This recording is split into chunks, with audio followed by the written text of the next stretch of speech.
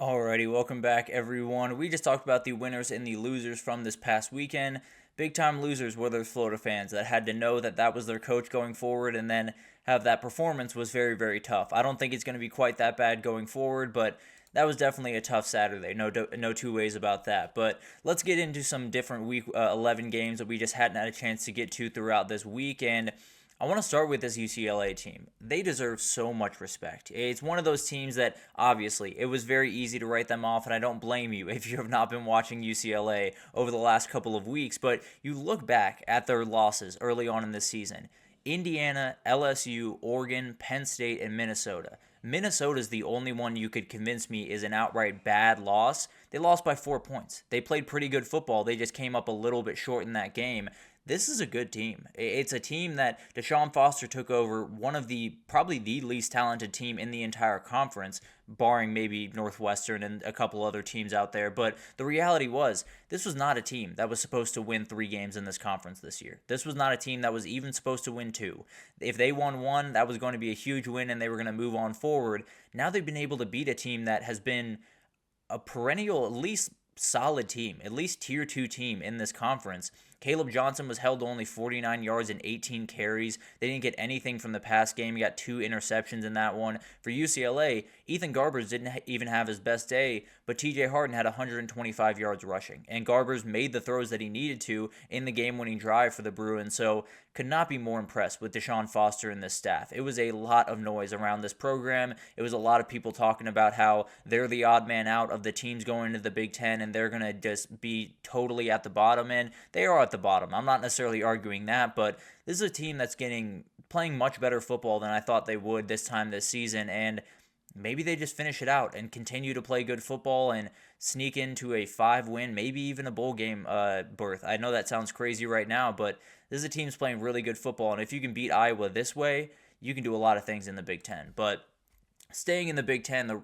Rutgers got one of the weirder wins of the weekend, frankly, with all of the injuries that was going on, with all the craziness around that, and with Minnesota rolling downhill the way that they were.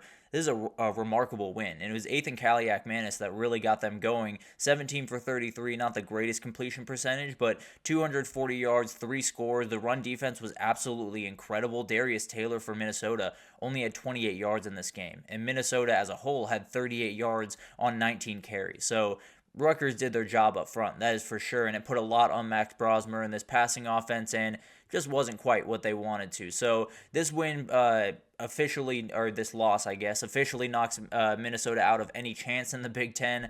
Obviously, they probably weren't going to make a run, but you never know. And then Rutgers is just a win they badly needed. They have Maryland, Illinois, Michigan State the rest of the way. If they can get to 8 wins, this is a huge year for Rutgers, especially with all of the injuries. Really remarkable bounce back for Greg Schiano and the boys after a really tough stretch this past little bit. Moving over to the ACC, another team that was still hypothetically, mathematically alive was Syracuse before this past weekend. Now, Boston College just totally took over in this game, and Thomas Castellanos actually even left this game, and Grayson James came in, and they were able to get it done. But the run game was the story. Kai Robichaud had 28 carries, 198 yards, 2 touchdowns. Jordan McDonald, 15 carries, 133 yards, and a score. They were incredible. They totally controlled the line of scrimmage. They totally controlled this game and were able to do just enough late to win this one. And Boston College did a great job just responding. Every time that Syracuse got a score, every time they got it a little bit close, Boston College was up 9 after a crazy safety that they got, but Syracuse responded with a touchdown to go down 2. Boston College came right back down with a touchdown. So it was one of those things where Syracuse felt like they were kind of chasing the carrot that it just kept running away from them. It was really incredible to watch, and Boston College continues to just be the team that is really tough to beat. They're just really tough to put down. Whether or not you beat them or not is up for debate, but they're a team that can beat you in a number of different ways, and they're just really, really tough. You're never going to get them to quit, that's for sure. But moving on to the Big 12, a team that has stayed alive somehow in the Big 12 is West Virginia after this win this weekend, and Neil Brown needed this win very, very badly. The finish to this season was probably going to decide his future at Morgantown, and it's off to a very, very good start, but it was a very weird game. West Virginia got outgained by almost 200 yards. They were worse on third down. They had 15 less first downs, but they won the turnover battle 3-1, and that was it. That was the entirety of the game. Brendan Sorsby made a number of mistakes that I just can't wrap my head around. But at the end of the day, West Virginia was able to get the win, and West Virginia has Baylor, UCF, Texas Tech the rest of the way. So getting to 7 wins is not crazy at all. If they can beat Texas Tech, then they'll get to 8 wins. So they'll be in a really, really good spot, and I think it will get Neil Brown another year if they're able to execute that. If they lose the next 2 games, then he's probably in a really tough spot. But him and Nico Miracle coming back for the next year, I think it could be a really, really fun team in that conference. But we'll see what happens the rest of the way. Just a very, very good start for Neil Brown to at least keep his job over there in Morgantown. Then you got Oklahoma State TCU. We got to study this Oklahoma State team. I don't know what's happening. I don't know how this happened. I don't know how a team that had that much returning production, had that good of an offensive line, had the best running back in the country coming back this year, just fell flat. They still have not won a conference game. They are starting to get more and more blown out every single day. I mean, Ollie Gordon had 25 carries, 121 yards, and a touchdown in this game, and they still scored 13 points. I don't know how this is even possible. I don't know what happened with this game. I mean, Alan Bowman left, and the backup did come in. They turned over the ball 3 times and a turnover on downs.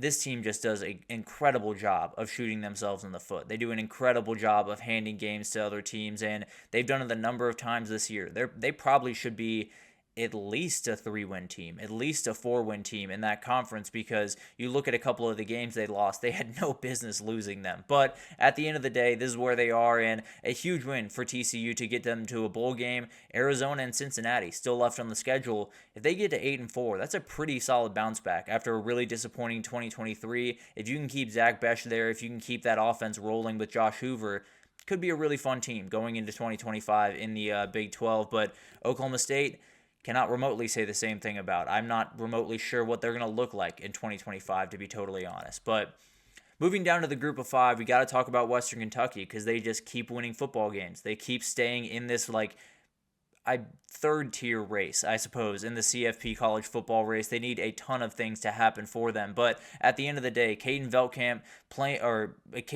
made a number of not so great decisions in this game, and they were still able to get it done. They did have a tough time slowing down that New Mexico State running attack. 55 carries, 331 yards, and 3 touchdowns for them. So could be something that comes back to bite them, especially against a team like Liberty that's so dangerous on the ground.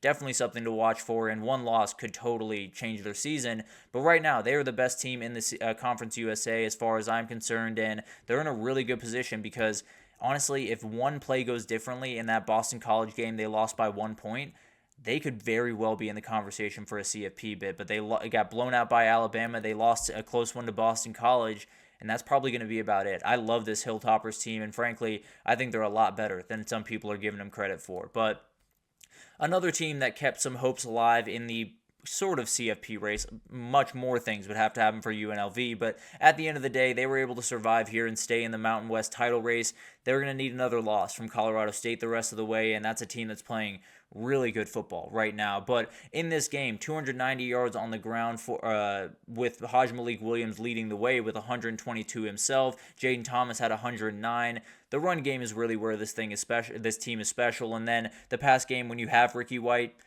things tend to go really nicely in this offense. It's really, really fun to watch, and this is one that you very badly needed to escape. No doubt about that. You have San Diego State, San Jose State, and Nevada coming up. 3 relatively tough teams. Nevada should be a little bit easier, but they gave Boise State a run for their money a couple of days ago, so definitely something to watch. And then you got to just hope that Colorado State drops one. If that happens, then you are in the Mountain West Championship with a chance to avenge that one loss to Boise State earlier in the season.